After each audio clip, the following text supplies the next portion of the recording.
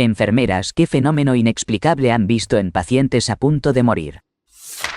Mi primera esposa falleció a los 33 años. Pasé cada instante a su lado durante los últimos 5 días de su vida. Ella estaba en morfina, bastante adormecida, pero justo antes de irse, sus ojos se abrieron de golpe y me miraron directamente. Me acerqué a ella y le susurré: «Está bien, cuidaré de nuestros 2 hijos, estaremos bien». Le dije que la amaba y que nos veríamos al otro lado.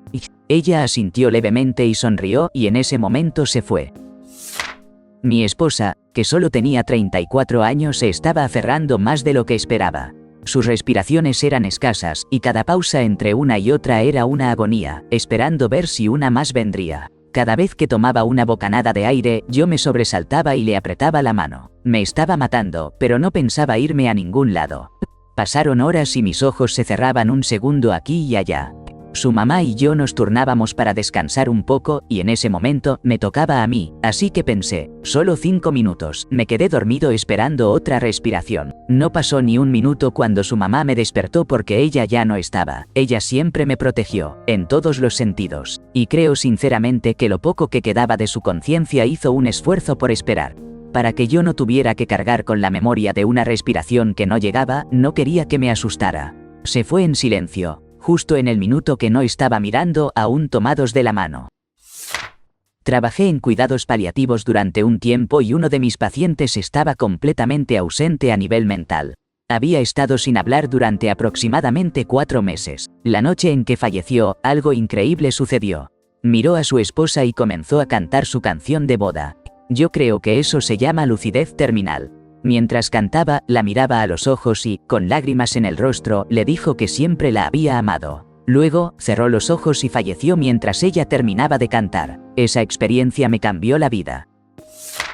Trabajo en el área de atención de emergencias prehospitalarias y un día, fui llamado a una casa de cuidados para atender a una anciana. El personal pensaba que estaba teniendo convulsiones. Cuando entré a su habitación, me recibió una mujer encantadora sentada en su silla y luciendo muy bien. Durante mi evaluación, se pasó riendo y bromeando conmigo.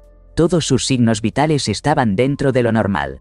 Me pidió una taza de té y mandó a su hija a buscarla. Luego, se volvió hacia mí, que estaba sentado a su lado, y me dijo: «Recuerda que tengo un DNAR». Le aseguré que lo había visto. Después, se inclinó hacia mí, me tocó suavemente la mano y dijo: «Bueno, querido, lo que hagas, no me traigas de vuelta». Y fue en ese momento que falleció. Era como si tuviera el dedo en el interruptor de apagado y decidiera accionarlo. Nunca había presenciado a alguien irse de esta manera, tan serenamente hacia la muerte. Cuando mi abuelo llegó a casa en cuidados paliativos, el cáncer de próstata había metastatizado en su médula ósea. Yo era el nieto más cercano, tanto geográficamente como en mi relación con él. Así que, durante las últimas semanas de su vida, ayudé a mi abuela con las tareas más pesadas. Recuerdo la última noche que estuvo con vida. Estaba increíblemente inquieto, y cada 5 minutos tiraba sus cobijas. Lo que ahora sé que eran señales de que la muerte se acercaba. En un momento, me miró, extendió su mano huesuda y dijo con un hilito de voz: «Ayúdame». Mi abuelo había estado en la Marina durante 34 años y se había retirado con el rango de KWO-4. Era un hombre muy orgulloso y terco. En ese punto, su cuerpo se había deteriorado hasta quedar literalmente como piel y huesos. Se parecía a esos sobrevivientes del Holocausto que fueron liberados de los campos. Había desaparecido ante mis ojos. Recuerdo que él me confesó meses antes que deseaba morir antes de tener que depender de otros para cuidarlo. Justo como yo lo estaba haciendo en ese momento, cambiándolo, bañándolo, alimentándolo con cuchara, etc. Y cuando me pidió, o más bien suplicó, que lo ayudara. Lo miré en su desesperación y sufrimiento y respondí con vacío: «Lo siento, no puedo, no sé cómo». Mi corazón aún duele más de 10 años después al recordar la profunda sensación de impotencia que sentí en ese momento. No soy una persona religiosa. De hecho, ni siquiera sé si creo en Dios. Pero esa noche, mientras conduje de regreso a mi departamento para recoger algunas cosas antes de volver a casa de mis abuelos, recé para que todo terminara. Lloré mientras manejaba y recurrí a cualquier poder superior al que un corazón herido pueda clamar. Recuerdo haber dicho en voz alta: «Ya es suficiente, por favor, esto es suficiente, solo déjalo terminar, por favor, solo déjalo terminar». Mi departamento estaba a solo 20 minutos. Pero justo cuando estaba entrando al estacionamiento sonó mi celular. Era mi abuela llamando para decirme que mi abuelo acaba de fallecer. Hace alrededor de 30 años me ofrecí como voluntario en una organización llamada Nadie muere solo, donde acompañábamos a personas terminales en sus últimos momentos, en ese paso hacia la larga noche. Recuerdo a una señora que estaba cerca de cumplir los 100 años. Había estado inconsciente durante varios días y el personal pensaba que su momento se acercaba. Pero, en su última noche, despertó, me miró y me preguntó: ¿puedo irme ya, querido? Estoy tan cansada. Había superado a toda su familia y amigos, no quedaba nadie más. Así que le tomé la mano suavemente y le dije: puedes irte cuando elijas, está bien, has hecho todo lo que podías. Un gracias casi inaudible salió de sus labios, y luego suspiró con esa calma que se siente cuando alguien se despide. La presencia que compartíamos se desvaneció. No le tengo miedo a la muerte, nunca lo he tenido. Su partida solo reafirmó esa sensación en mí. Mi mamá tuvo una tarde en la que se sintió un poco mejor el día que falleció. Tenía cáncer de páncreas, que le diagnosticaron en septiembre, pero ya se había esparcido a su hígado, pulmones, una costilla, una vértebra y su clavícula. No sentía dolor por el cáncer, pero estaba muy débil y enferma por la quimioterapia. 3 semanas antes de su muerte, nos enteramos de que el tratamiento no estaba funcionando. A pesar de eso, se fue debilitando aún más durante esas semanas, aunque había detenido la quimio. En diciembre, casi parecía haber recuperado a su antiguo yo. Hubo una fiesta navideña para las mujeres de la iglesia en casa de una de ellas. Papá la ayudó a sentarse en una silla en el comedor y salió a hacer un par de mandados. Cada persona allí tuvo la oportunidad de hablar con ella. Su mejor amiga la llevó de regreso a casa cuando mamá pidió irse. Mientras la amiga ayudaba a mamá a subir los escalones hacia nuestro hogar. Ella dijo que necesitaba sentarse y se desmayó, cayendo sobre el regazo de su amiga. Papá llegó 5 minutos después y corrió hacia mamá tan pronto como la vio. Ella lo miró a los ojos y le dijo: todo estará bien, nombre de papá. Él entró a la casa y llamó a los paramédicos. Cuando volvió a salir, ella había partido, abrazada por su amiga. Sus últimas palabras fueron, sorprendentemente, para confortarlo a él.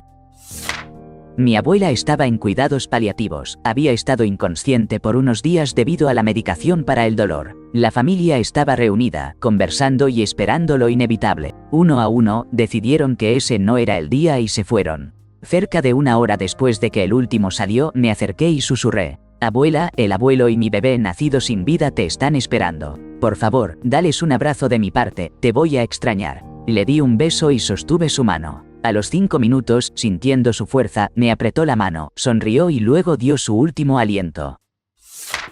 Trabajé como asistente de enfermería en un hogar de ancianos mientras estaba en la universidad. La experiencia más extraña que viví fue cuando una paciente, que estaba en perfecto estado, me preguntó a qué hora iba a visitar su hija.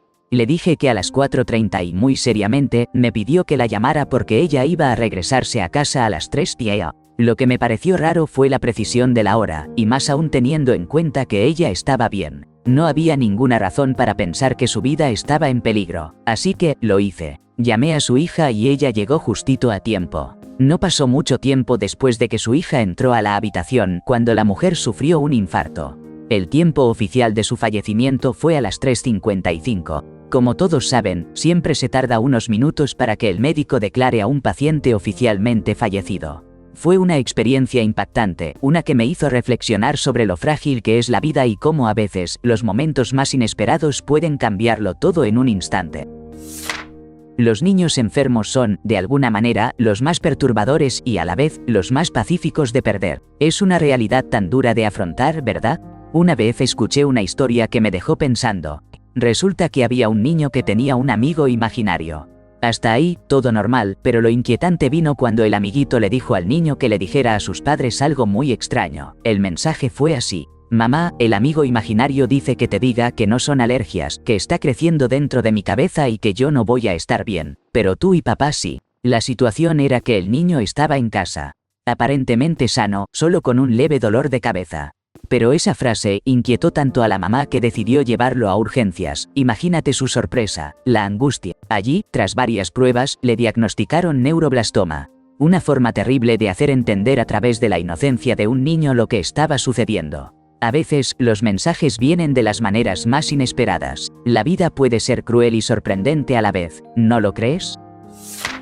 Uno de mis tíos tenía cáncer de páncreas en etapa 4. Era un tipo muy fuerte, de esos que no confían en los hospitales. Así que, a pesar del dolor insoportable que sufría, no consultó a un médico hasta que fue demasiado tarde. Cuando finalmente lo hizo, el pronóstico era desolador. Le quedaban quizás 6 semanas de vida. Y abandonar este mundo con cáncer de páncreas es una experiencia sumamente dolorosa. Al final, decidió optar por la asistencia médica para morir, que es legal en Canadá. Recuerdo el día en que nos reunimos alrededor de su cama. Teníamos todos los documentos y permisos en orden, y la jeringa con los medicamentos estaba conectada a su suero. Estaba bien sedado, pero al final era él quien tenía que apretar el émbolo, y lo hizo con la ayuda de su esposa. Cerró los ojos y su respiración se volvió muy superficial, al tiempo que se ralentizaba. Después de unos minutos pensamos que ya se había ido. Estábamos todos ahí, algunos despidiéndose, otros llorando. Pasaron unos 10 minutos y la gente empezó a irse. Cuando de repente, con una voz clara y fuerte dijo, «Russell, espérame». Levantó débilmente su mano y tras un último rato al respirar, se fue. Nadie sabía quién era Russell, y eso se convirtió en un misterio del que hablábamos de vez en cuando en las reuniones familiares, tratando de adivinar quién podría ser. Años después, su esposa falleció, y cuando sus hijos estaban revisando sus cosas, encontraron una fotografía muy antigua de él, cuando tendría unos 5 años. Estaba en un arenero con un perrito. En la parte de atrás de la foto, con tinta desvanecida, decía, Russell, 1944. La idea de que nuestras mascotas que se han ido nos esperan para ayudarnos a cruzar me llena de consuelo. Espero que no sea solo la mente tratando de darle sentido a un momento caótico. Deseo que mi Cassie y Finnegan estén allí, esperándome. No estoy en el campo médico, pero llevo grabado en la memoria el instante en que mi abuelo voló con la esperanza de ver a su hermana tras un accidente terrible en un hogar de ancianos donde su supervivencia era incierta. Mi tío y mi tía lo acompañaron con el propósito de que pudiera despedirse de ella por última vez. Mientras estaban allí, lo escucharon murmurar que pronto la volvería a ver. Al regresar a casa, todos aguardábamos la llamada que confirmara su partida. Sin embargo, la comunicación que llegó fue completamente inesperada. Mi abuelo había regresado del aeropuerto agradecido con mi tía y mi tío por llevarlo, y se retiró a su habitación para recostarse un momento. Lamentablemente, su descanso se tornó eterno, y fue su hija quien lo encontró al llegar en bicicleta, lista para compartir anécdotas sobre su visita. No olvidaré jamás la imagen de mi papá, su hijo, contestando el teléfono y expresando la lamentable noticia de que se había ido. Después colgó y el teléfono volvió a sonar. Esta vez era un primo que llamaba para informarnos que la hermana de mi abuelo también había cruzado aquel umbral. Mientras intentábamos asimilar lo sucedido, era evidente que ambos se habían despedido de este mundo a solo unas horas de distancia. No tengo formación médica, pero hay algo que mi suegro dijo mientras se encontraba en sus últimos momentos de vida que ha quedado grabado en mi mente todos estos años. En uno de sus últimos instantes de lucidez, mientras flotaba entre la vida y la muerte, preguntó con toda claridad, ¿el cerebro, el corazón, para qué todo esto? Imagino que su cuerpo sabía que estaba a punto de morir y su mente corría tratando de reconciliar esa experiencia inminente con algo que tal vez ya conocía en su corazón o en su mente, pero no encontraba nada familiar, porque era la primera vez que se enfrentaba a la muerte, y, de hecho, sería la última. Fue una experiencia inquietante, pero también muy humana, siempre lo recordaré. Mi mamá falleció debido a la enfermedad pulmonar obstructiva crónica. Ella estaba en la unidad de cuidados intensivos, conectada a un ventilador, en un estado intermedio de conciencia y bajo una gran cantidad de analgésicos. En un momento, la ataron a la cama porque intentaba quitarse las vías intravenosas y los tubos. Yo estaba en la habitación con mi hermana y mi tía su hermana, y estábamos hablando sobre mi papá. En ese momento, mi mamá se movió un poco, volvió en sí por un instante y con lo poco de energía que le quedaba, levantó su dedo del medio. No era un secreto que no se llevaban bien. Pero ese gesto tan pequeño hizo reír a todos y aún lo recuerdo más de una década después. Ella falleció un poco después cuando decidimos desconectar el soporte vital. Tenía alrededor de 6 o 7 años cuando mi abuela partió de este mundo. Ella acababa de regresar de un crucero a Aruba, pero luego de un repentino malestar, tuvo que ser hospitalizada. Mi papá me llevaba a visitarla casi todas las noches. Pero esa noche en particular, yo me encontraba realmente mal, asediado por un virus estomacal, alta fiebre, malestar. Todo se había desbordado en mi pequeño cuerpo. Mis padres estaban separados, así que él llamó a mi mamá para que viniera a cuidar de mí mientras él se dirigía al hospital. En mi estado, incluso el aroma de su shampoo me provocaba náuseas. Mi mamá me acostó temprano y luego bajó a la sala. No sé cuánto tiempo pasó, pero, entre la confusión de la fiebre, desperté y vi a mi abuela al pie de mi cama. Me decía que todo estaba bien y que no debía sentirme triste. En ese momento, sus palabras no resonaron mucho en mi mente. A la mañana siguiente, me desperté sintiéndome un poco mejor. Fue entonces cuando mi papá me reveló que mi abuela había fallecido esa misma noche. Hace algunos años trabajaba durante la noche en una unidad de pacientes internos. En una de esas noches, una mujer había partido. Había estado con nosotros por un tiempo y su familia había decorado la habitación con fotografías de ella vestida con elegancia. Era cantante, y en algunas de las imágenes se la podía ver luciendo un vestido negro y un amplio sombrero del mismo color. Esa noche, ingresó una nueva paciente en esa misma habitación. A lo largo de mi turno, noté que se mostraba inquieta y no podía conciliar el sueño. Con preocupación, le pregunté si había algo que la incomodaba. Fue entonces cuando compartió algo que me hizo sentir un profundo escalofrío. Decía que una mujer con un largo vestido negro y un destacado sombrero no dejaba de cantar, y eso la mantenía despierta. Han transcurrido 20 años desde aquel suceso, y todavía me estremece rememorarlo. No estoy en el campo médico, pero mi mamá estuvo en cuidados paliativos debido al cáncer. Tenía mucha ansiedad sobre la muerte y rara vez hablaba de él tan directamente. Sin embargo, un día a finales de abril, mientras estaba junto a su cama en el hospital, me dijo que pensaba que iba a morir ese día. Quedé sin palabras cuando de repente me preguntó la fecha. Le dije que era 28 de abril. Entonces comentó que ese era el cumpleaños de su hija, mi hermana mayor, a quien no veía desde hacía mucho tiempo. Me dijo que no era muy justo que mi hermana tuviera que compartir su cumpleaños con el día de su muerte. Después de eso, no tocó más el tema ni mencionó la posibilidad de morir en un día específico. Lo curioso es que exactamente un mes después, el 28 de mayo, ella falleció. Y mientras escribo esto, me doy cuenta de que hoy también es el cumpleaños de mi hermana. Qué extraño, ¿verdad? Como voluntario en un hospicio, tenemos una responsabilidad inmensa de mantener la confidencialidad y respetar esos momentos sagrados en los que la vida se despide. Sin embargo, hay aspectos generales que podemos compartir. A veces, las personas empiezan a tener visitas de seres queridos o grupos de personas. Les he escuchado decir que alguien viene a recogerlos pronto o que un taxi les está esperando, y poco después fallecen. También he sido testigo de momentos impactantes, como cuando alguien que ha estado postrado en la cama durante semanas intenta levantarse de repente.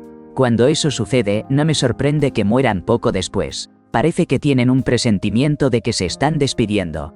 Espero que esto ofrezca algo de consuelo a quienes lo necesiten. Esto es algo bien raro para mí. Mi suegro estaba en cuidados paliativos en casa. Éramos toda la familia, alrededor de 15 personas apiñadas en la habitación. Mi esposo estaba tocando la guitarra, interpretando todas las canciones favoritas de su padre. En un momento, noté que mi hijo menor, que tiene unos 8 años, se quedaba mirando fijamente por encima de la cabeza de mi suegro. Mi suegro no pasó hasta la mañana siguiente. Pero cuando le pregunté a mi hijo qué estaba mirando, me dijo que veía a 2 ángeles muy altos parados a cada lado de su abuelo. Me sorprendió porque comentó que los ángeles no miraban a nadie más, solo a él. Dijo que estaban esperándolo. Luego, cuando le volví a preguntar sobre eso, no recordaba nada. Es una experiencia que realmente me dejó pensando. ¿Acaso los niños ven lo que nosotros no podemos?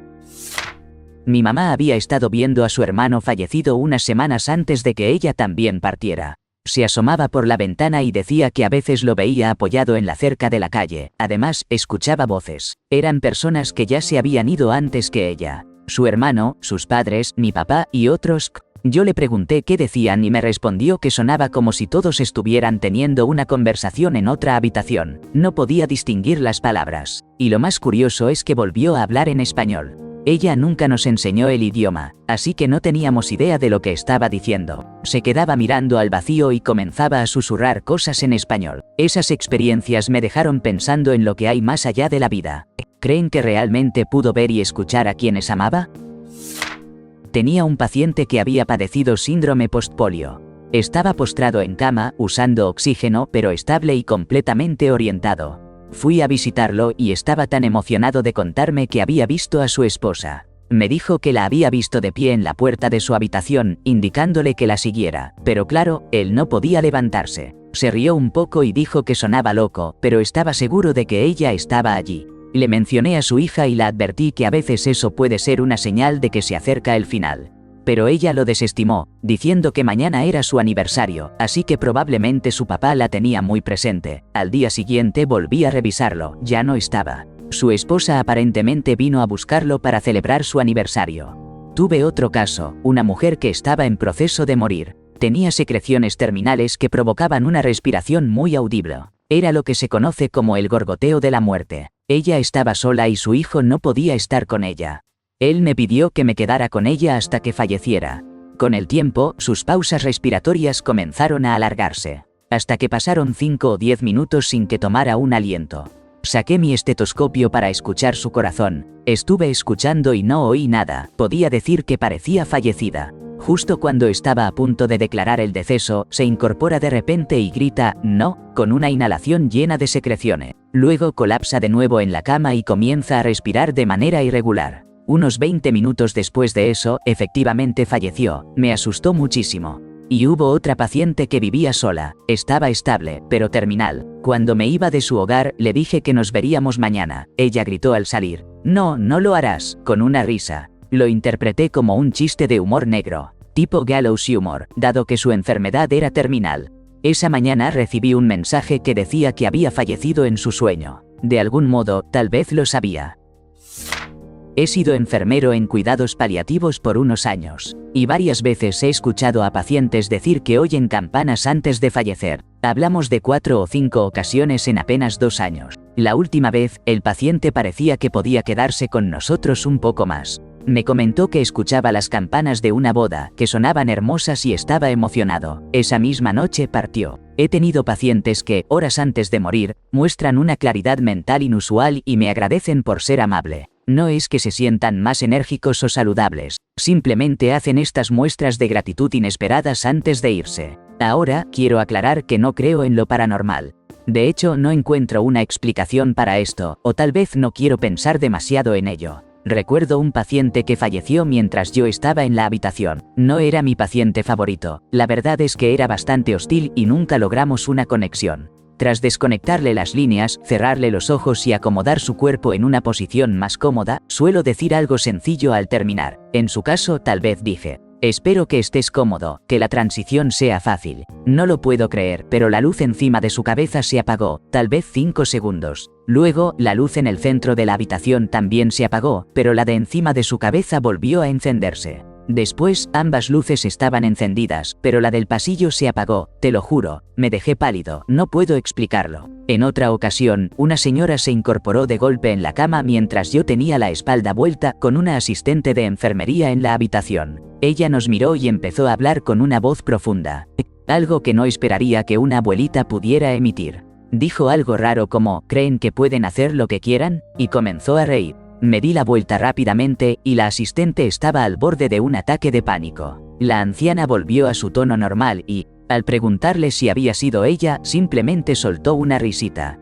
Se comportó de maravilla el resto de la noche, era muy dulce, falleció cerca de la mañana. Probablemente haya alguna explicación para lo que sucedió en esos 2 casos, pero aún así, es realmente inquietante. No soy trabajadora de un hospital o de cuidados paliativos, pero tengo algo que compartir sobre una experiencia muy personal.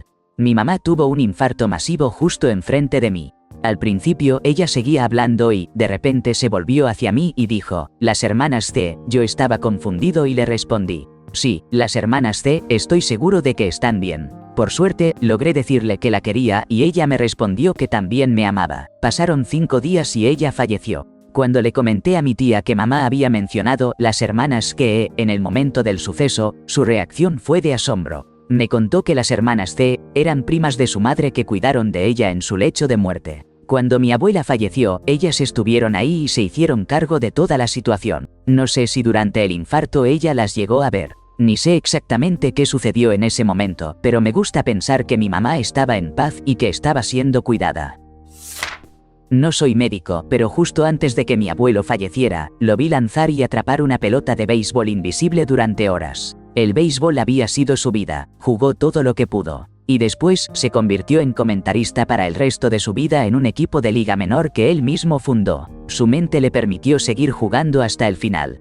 aunque fuera solo, imaginando esos momentos que tanto amaba.